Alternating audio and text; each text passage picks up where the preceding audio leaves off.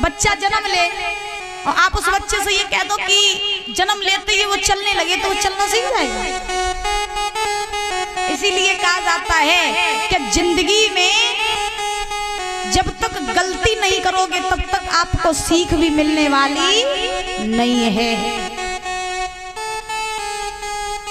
हरिश्चंद्र ने अपने जीवन में, ये बात सही है कि झूठ नहीं बोला, लेकिन हरिश्चंद्र ने जीवन में अपने एक बार झूठ बोला, सिर्फ एक बार। कब बोला वो सुनो। एक समय की बात, त्रिशंकु के पुत्र हैं हरिश्चंद्र, सूर्यवंशी राजा हैं, अवध में राज्य कर रहे हैं। बड़े अच्छे राजा हैं। हरिश्चंद्र की पत्नी है जिनका नाम है तारा। हरिश्चंद्र के घर में किसी भी चीज की कमी नहीं है। बड़े अच्छे राजा हैं, बहुत बढ़िया। इतने अच्छे राजा कि प्रजा को पुत्र के समान प्रेम करते हैं, संतान के समान प्रेम करते हैं, और प्रजा भी उन्हें पिता के समान प्रेम करती है। कहा जाता है ना, जिसका सम्मान आप जैसा कर लोगे बाद में वैसा ही सम्मान आप पालोगे। अगर आप किसी को 2 गाली दो तो आपको अगला व्यक्ति 4 गाली देने के लिए तैयार खड़ा है। और आप अगर दुश्मन से भी 2 शब्द मीठे बोल दोगे तो दुश्मन भी आपसे मीठे शब्द बोल देगा। इसीलिए आप जिसका जैसा सम्मान करोगे वैसा ही सम्मान आप पालोगे। तो राजा हरिश्चंद्र जो है बड़े अच्छे राजा हैं, उनके घर में किसी भी चीज की कमी नहीं है। महाराज पत्नी है तारा, तो तारा जो है महाराज बहुत बड़ी पतिव्रता है, बहुत बड़ी पतिव्रता। स्वप्न में भी कभी किसी पराये पुरुष का स्मरण नहीं करती। अपने पति हरिश्चंद्र से तारा बहुत प्रेम करती है, अपार प्रेम। लेकिन हरिश्चंद्र भी तारा से बहुत प्रेम करते हैं। एक बात बताए मेरी माँ, भैया पंचायत कर रही हूं, गलत बात सुन ले, बातें न करो। देखिए कहा जाता है कि पति पत्नी जो होते हैं वो महाराज गाड़ी के पहिए की तरह होते हैं। जब तक गाड़ी के पहिए ठीक है तब तक गाड़ी चलती रहेगी, और गाड़ी का एक पहिया पंचर हो जाए तो महाराज गाड़ी वहीं खड़ी रह जाएगी, आगे नहीं बढ़ सकती। वैसे ही पति पत्नी का संबंध होता है। अगर घर में पत्नी अच्छी है और पति अच्छा नहीं है तो कभी घर स्वर्ग नहीं बन सकता, और पति अच्छा है पत्नी अच्छी नहीं है तो भी घर कभी स्वर्ग नहीं बन सकता। तो घर में पति पत्नी के तालमेल होना बहुत जरूरी है, बहुत जरूरी। अब ऐसा ना हो कि पत्नी हो पाकिस्तान की, पति हो हिंदुस्तान का, तो तालमेल कहां से मिली है भैया? हाँ, तो पति पत्नी के घर में तालमेल अच्छे होने चाहिए। तो ध्यान रखना, हरिश्चंद्र जो है तारा से बड़ा प्रेम करते, और तारा जो है वो भी हरिश्चंद्र से बहुत प्रेम करती।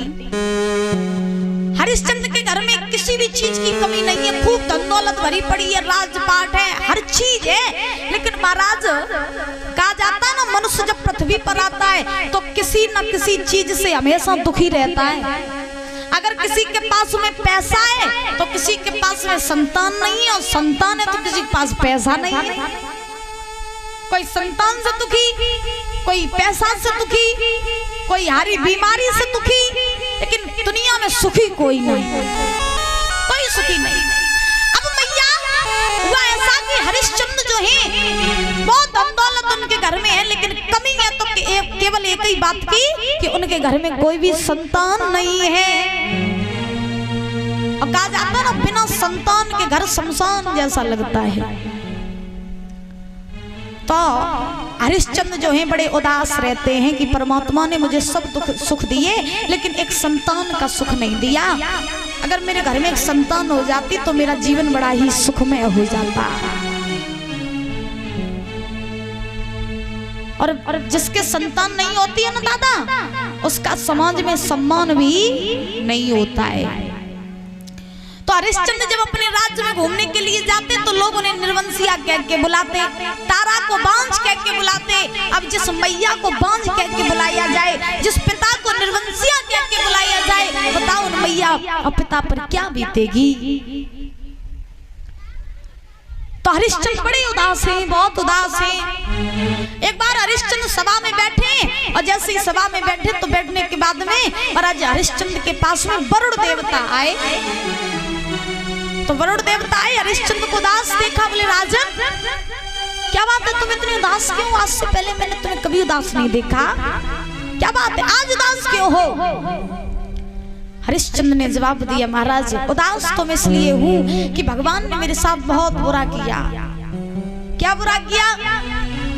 तो हरिश्चंद्र बोले, महाराज भगवान ने मुझे धन दौलत दी, पैसा दिया, शौहरत दी, सब कुछ दिया, लेकिन एक संतान दे देता तो भगवान का क्या बिगड़ जाता।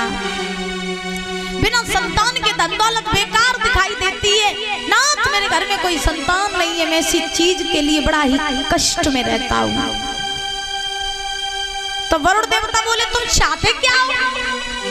ध्यान से सुनना, बात कहां से कहां जा रही है। वरुण देवता ने हरिश्चंद्र से कहा, तुम चाहते क्या हो? तो हरिश्चंद्र बोले, महाराज हम ये चाहते हैं कि मेरे ऊपर जो निर्वंशिया का कलंक लगा है, मेरी पत्नी तारा को लोग बांझ कह के बुलाते हैं, मेरे घर में एक बालक जन्म ले ले, बेशक वो जन्म लेकर के मर क्यों ना जाए। मेरे घर में एक बालक जन्म ले ले, फिर बेशक वो जन्म लेकर के मर जाए, हमें कोई दिक्कत नहीं है, केवल बालक जन्म ले ले। ये निर्वंशिया का जो बांझ का कलंक लगा है, कम से कम ये तो हट जाएगा। तो वरुण देवता बोले, अच्छा संतान हो जाए, वो मर जाए तो तुम्हें दिक्कत तो नहीं? बोले, कोई दिक्कत नहीं। तो वरुण देवता बोले, सुनो तुम्हारे संतान तो हो जाएगी, लेकिन एक शर्त पर। हरिश्चंद्र बोले, कौन सी शर्त? तो वरुण देवता ने जवाब दिया, शर्त ये है कि पुत्र तुम्हारे हो जाएगा, लेकिन तुम मुझे वचन दो कि तुम उसी पुत्र की बलि मेरे यज्ञ में चढ़ा दोगे। हरिश्चंद्र मान गए, महाराज हम ही वरली बोले, ठीक है महाराज हम आपको वचन दे रहे हैं कि अगर मेरे घर में एक बालक ने जन्म ले लिया तो मैं उसी बालक की बलि तुम्हारे यज्ञ में चढ़ा दूंगा। वरुण देवता ने जब महाराज वरुण देवता को वचन दिया हरिश्चंद्र ने, तो वचन देने के बाद में वरुण देवता ने हरिश्चंद्र से कहा, जाओ हरिश्चंद्र तुम भी क्या याद करोगे, ठीक 9 महीने बाद तुम्हारे घर में एक बालक जन्म ले लेगा, लेकिन वचन से पीछे मत हट जाना। तो हरिश्चंद्र बोले, नहीं नहीं महाराज हम कभी भी अपने वचन से पीछे नहीं हटेंगे। रघुकुल रीत सदा चली आई, प्राण जाए पर वचन न जाए। हम कभी अपने वचन से पीछे नहीं हटेंगे। तो महाराज ध्यान रखना, हरिश्चंद्र जो थे आज उन्होंने जब ये वरुण देव को वचन दिया, देने के बाद वरुण देव वहां से चले गए। धीरे धीरे समय व्यतीत हुआ, तारा ने गर्भ धारण किया। ठीक 9 महीने बाद तारा के गर्भ से एक पुत्र ने जन्म लिया। और जब एक पुत्र ने जन्म लिया तो हरिश्चंद्र ने देखा कि मेरे घर में एक बालक जन्म लेके आ गया। बड़ी खुशी मनाई हरिश्चंद्र ने, बहुत खुशी, खुशी का ठिकाना नहीं रहा। वरुण देवता ने देखा कि हरिश्चंद्र के तो पुत्र हो गया, तो वरुण देवता हरिश्चंद्र के पास में पहुंचे। पहुंच करके हरिश्चंद्र की कलाई पकड़ ली, कलाई पकड़ के एक कोने में ले गए। बोले, हरिश्चंद्र मेरा तो वचन पूरा हो गया, अब बारी तुम्हारे वचन की। अब तुम बलि चढ़ाओ मेरे यज्ञ में अपने पुत्र की। हरिश्चंद्र सोचने लगे कि इतने दिनों बाद तो संतान का मुख देखा, अब वो भी वरुण देवता संतान की बलि लेने के लिए आ गए। अब बलि चढ़ाए तो चढ़ाए कैसे? तो ध्यान रखना दादा कि जब वरुण देवता ने कहा कि यज्ञ में बलि चढ़ाओ,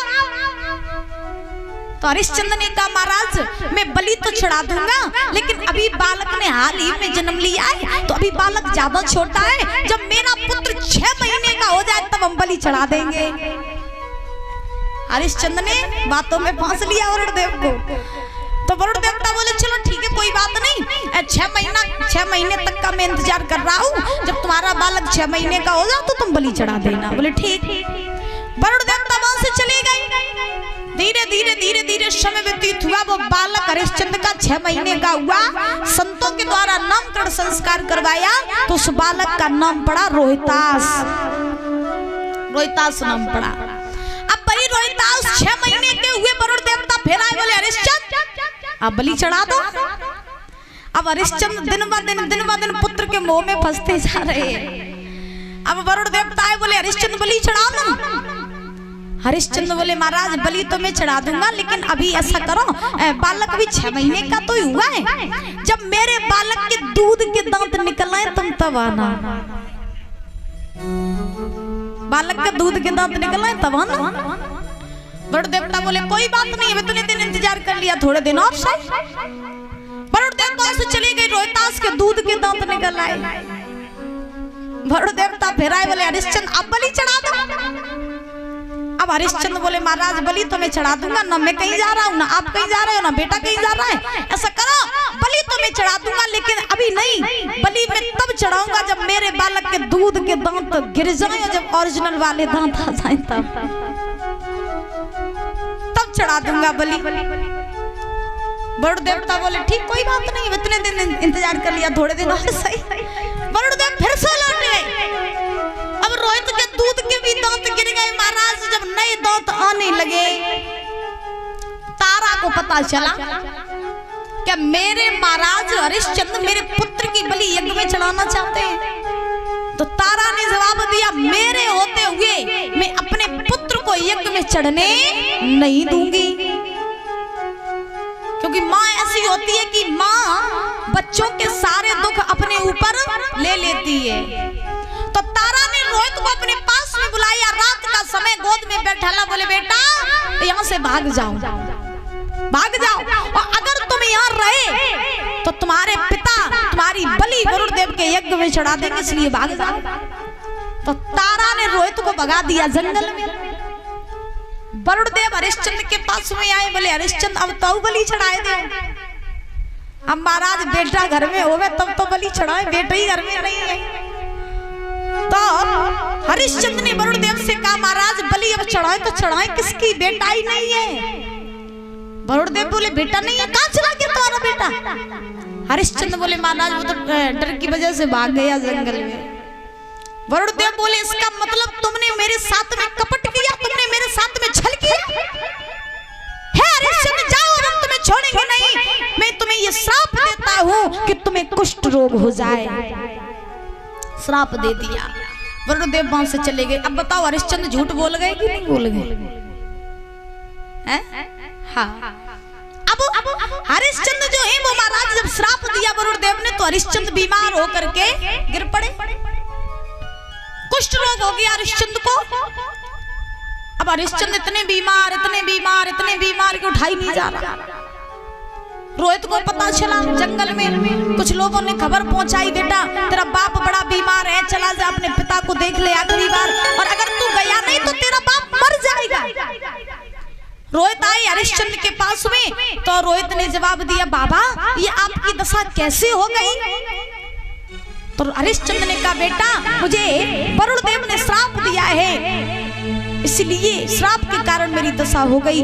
मैंने तुम्हारी बलि उनके यज्ञ में नहीं चढ़ा पाई, इसलिए वरुण देव क्रोधित होकर के मुझे श्राप दे के चले गए। रोहित बोले बाबा इस श्राप से मुक्ति का कोई उपाय है? तो हरिश्चंद्र बोले उपाय एक है। कौन सा? कि तुम्हारी जगह अगर कोई दूसरा बच्चा बलि में चढ़ जाए, यज्ञ में चढ़ जाए, तो ये मेरा रोग ठीक हो जाएगा। तो रोहित ने जवाब दिया अच्छा मेरी जगह दूसरा चढ़ जाए तो आप ठीक हो जाओगे? बोले हाँ। तो रोहित बोले चिंता न करो, मैं किसी न किसी बालक को ढूंढ करके ले आऊंगा। तो रोहित ने अपने साथ बहुत सारा धन ले लिया, बहुत सारी गायों को साथ ले लिया, और साथ लेकर के गांव-गांव में घूमने लगे और कहने लगे कि कोई भी पिता अपना एक बालक मुझे बेच दे और मुझसे उसके बदले बहुत सारा धन ले ले। अब कौन ऐसे निर्दयी माँ बाप होंगे जो महाराज अपने बच्चों को बेच देंगे पैसों के पीछे? तो अब रास्ते में मिले रोहितास को विश्वामित्र जी। विश्वामित्र ने रोहित से कहा बेटा कौन हो तुम, कहाँ जा रहे हो? तो रोहित ने विश्वामित्र को सारा हाल बताया। बाबा जी मेरे पिता को श्राप लगा है, वरुण देव ने उन्हें श्राप दिया है, श्राप के कारण वो बीमार हो गए हैं, और जब तक वो वरुण देव का यज्ञ नहीं करेंगे और यज्ञ में बलि नहीं चढ़ाएंगे तब तक वो ठीक नहीं होंगे। बलि के लिए मैं एक लड़के को ढूंढ रहा हूँ, लेकिन बाबा जी कोई माँ बाप ऐसे नहीं है जो अपना बच्चा मुझे बेच दे। तो विश्वामित्र ने जवाब दिया, तुम चिंता न करो, मेरी नजरों में मेरे एक बेनोई है जिनका नाम है अजीतगर्त ब्राह्मण। तो तुम अजीतगर्त के पास चले जाओ, उनके घर में 3 पुत्र हैं, तो हमें पूरा भरोसा है कि वो एक ना एक बालक तुम्हें बेच देंगे। रोहित चले अजीतगर्त ब्राह्मण के पास में पहुंचे, पहुंच करके हाथ जोड़ के बोले, महाराज अपना एक बालक हमें बेच दो, और तुम्हारे ऊपर इतनी गरीबी है और हमसे तुम बहुत सारा धन ले लो, और जब आप धन ले लोगे तो आपकी ये सारी गरीबी दूर हो जाएगी। 2 बच्चे तो आपके पास ही रहेंगे, केवल एक ही दे दो। अजीतगर्त बोले, ठीक है मैं तुम्हें एक बालक दे दूंगा, लेकिन जो बालक तुम्हारे साथ जाने के लिए तैयार हो जाए तुम उसे ही ले जाओ। अजीतगर्त ब्राह्मण ने 3 बालकों को बुलाया, लाइन से खड़ा कर लिया। अब रोहित सबसे बड़े वाले के पास पहुंचे, बोले भैया तुम चलोगे मेरे साथ? तो बड़े वाले को अजीतगर्त ने अपने कलेजे से लगा लिया, बोले रोहित मैं अपने बड़े वाले को नहीं भेजूंगा, ये मुझे बहुत प्यारा है, इसके बिना मैं नहीं रह पाऊंगा। तो रोहित ने जवाब दिया, ठीक कोई बात नहीं, बड़े वाले को नहीं ले जाऊंगा। सबसे छोटे वाले के पास पहुंचे, बोले भैया तुम चलियो मेरे संग। तो छोटे वाले के पास में मैया आई, सो कलेजे से लगा लो, बोले रोहित ये छोटा वाला मुझे बहुत प्यारा, हम इसको नहीं भेजेंगे। बीच वाला लड़का जो रहे, बीच वाले का नाम रहे सुनासेस। तो रोहित सुनासेस के पास में पहुंचा, बीच वाले लड़के के पास हाथ जोड़ के बोले, रोहित भैया तुम चलोगे मेरे साथ? तो सुनासेस ने अपनी आंखों में आंसू भर लिए और जवाब दिया, भैया बड़े वाले भैया को पिता ने कलेजे से लगा लिया, छोटे वाले भैया को माँ ने कलेजे से लगा लिया, लेकिन मेरे पास कोई नहीं है, इसीलिए मैं तेरे साथ चलने के लिए तैयार हूँ। एक बात बताएं भैया, हमने ये प्रैक्टिकल करके देखा है, बिल्कुल सत्य घटना।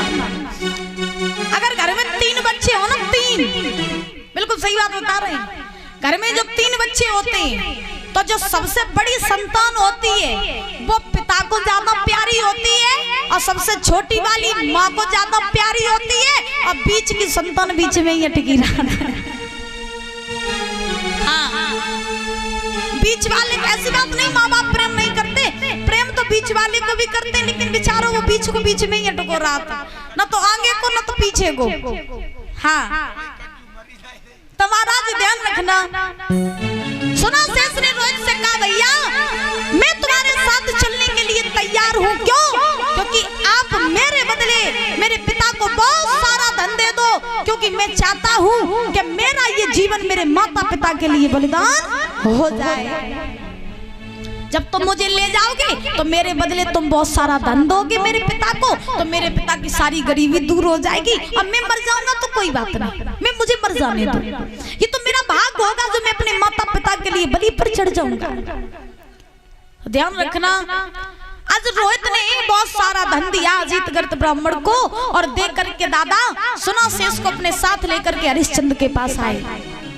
और जब हरिश्चंद्र के पास में आए हैं रोहित, तो हरिश्चंद्र से जवाब दिया, बाबा आप यज्ञ रचवाओ, वरुण देव को बुलाओ, और मैं बालक ले आया हूँ, इसकी बलि चढ़ा दो, आप इस श्राप से मुक्त हो जाओ। हरिश्चंद्र ने यज्ञ की तैयारियां कराई, वरुण देव को बुलाया, और बुला करके सुनासेस को खड़ा कर लिया। अब ध्यान से सुनना भैया, सुनासेस को खड़ा किया, और जब बलि की बारी आई, बलि चढ़ने का समय हुआ, छोटा बालक था सुनासेस, तो जब बलि पर चढ़ने के लिए तैयार हुआ तो रोहित महाराज हरिश्चंद्र ने सुनासेस से एक बात कही। कौन सी बात? हरिश्चंद्र ने सुनासेस से कहा, ये बता कि तू अपने माता पिता को छोड़ करके यहाँ मरने के लिए आ गया, तुझे डर नहीं लग रहा? डर नहीं लग रहा तुझे? तो सुनासेस ने एक बात कही, हे राजन डर मुझे नहीं लग रहा है। क्यों? क्योंकि मैं तो अपने आप को सौभाग्यशाली समझता हूँ जो आज मेरा जीवन मेरे माता पिता के खातिर बलिदान हो रहा है। मैं अपने माता पिता के खातिर मर रहा हूँ, मेरा तो ये सौभाग्य है। और ध्यान रखना, आपका जीवन अगर माँ बाप के लिए चला जाए, खत्म हो जाए, तो समझ लेना आपके जितना सौभाग्यशाली कोई नहीं है। क्योंकि माता पिता हमारे असली भगवान होते हैं। माता पिता सुखी हैं तो हम सुखी हैं, अगर माता पिता दुखी हैं तो हमें भी कभी सुख नहीं हो सकते। सुना से इसने जवाब दिया, महाराज मुझे दुख नहीं है, बिल्कुल भी दुख नहीं है, मैं डर भी नहीं रहा हूँ, मैं तो खुश हूँ जो आज मैं मेरे माता पिता के लिए वरदान हो रहा हूँ। तो हरिश्चंद्र ने जवाब दिया, अच्छा तो तुम्हें कष्ट नहीं? बोले ना। तो हरिश्चंद्र ने, वरुणदेव ने कहा, हरिश्चंद्र देर किस बात की कर रहे हो, चढ़ाओ ना इसकी बलि। तो बलि चढ़ाने के लिए जैसे ही खड़ा किया सुना शेष को, तो खड़ा करने के बाद में हरिश्चंद्र ने एक हाथ से तलवार पकड़ ली, एक हाथ से सुना शेष के केस पकड़ ली। दादा जब सुना शेष के केस पकड़े हरिश्चंद्र ने, तो सुना शेष की आंखों से आंसू निकल गए। जब सुना शेष की आंखों से आंसू निकले तो हरिश्चंद्र बोले, बेटा अभी तू बोल रहा था कि तुझे डर नहीं लग रहा, फिर तू रोने क्यों लग गया? तो सुना शेष ने रो करके बात कही, राजन रो मैं इसलिए नहीं रहा हूं कि मैं मर रहा हूं, राजन रो तो मैं इसलिए रहा हूं कि अगर आज मेरे ऊपर गरीबी न होती तो मेरा बाप मुझे कभी बेचता नहीं। आज मैं बचने के लिए यहाँ खड़ा ना होता, मरने के लिए मैं यहाँ खड़ा ना होता, अगर मेरे पिता के ऊपर गरीबी ना होती। राजन आज मुझे एक बात समझ में आ गई कि दुनिया में हर किसी का सम्मान हो सकता है, लेकिन महाराज गरीबों का कहीं भी सम्मान नहीं होता है। गरीब अगर रोड पर मर भी जाए भैया, तो चार लोग अर्थी उठाने वाले नहीं मिलेंगे। अगर कोई अमीर मर जाए ना, तो महाराज दूर दूर तक खबर फैल जाती है कि फलाना व्यक्ति बहुत अमीर था, भैया मर गया। बड़े बड़े लोग आते हैं उसके घर पे रोने के लिए, शोक मनाने के लिए, लेकिन वहीं जब कोई गरीब मरता है तो उसके पास कोई रोने के लिए नहीं होता है। और ये बात बिल्कुल सही है कि दुनिया में जितना सम्मान अमीरों का होता है, उतना सम्मान गरीबों का नहीं होता है। बात कही रो करके सुना शेष ने, राजन सुनो मेरी बात। रो करके वो सुना शेष बोला,